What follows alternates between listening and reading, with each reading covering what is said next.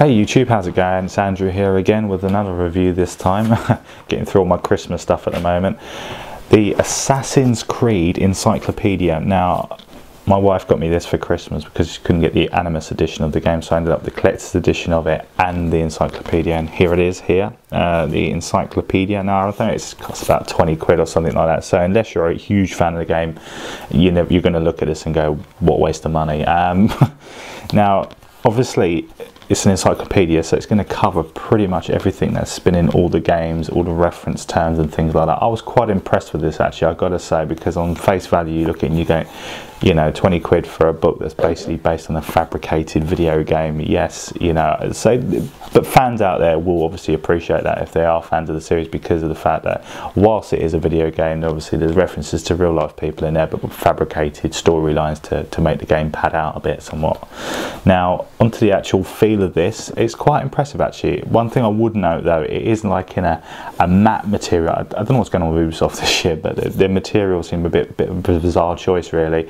This one is kind of like a matte finish again, which is really prone, because it's in black as well, to fingerprinting and that. So if you've got greasy fingers, I would not recommend holding this, because it is just going to mark like you wouldn't believe, like a sod really.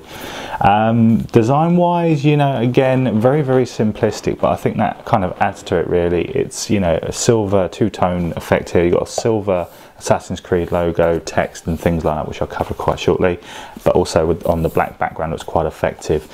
Now on the front there, as you can see, you've got the Assassin's Creed logo, and down the bottom there you've got, I don't know whether you can see that in zoom, it's an Assassin's Creed Encyclopedia written down there, and on the back you've got a picture of the Animus, effectively, the Animus picture. So yeah, that's quite good. Down the side you've got a load of text and writing, again very hard to show in this kind of detail, but what it is effectively is lots of numbers, letters and words and things like that. I think it's supposed to reference code from when you're being booted into the Animus system effectively. Onto the insides of it, you know, it's a pretty hefty book. It does weigh a ton. It's a hardback as well, obviously.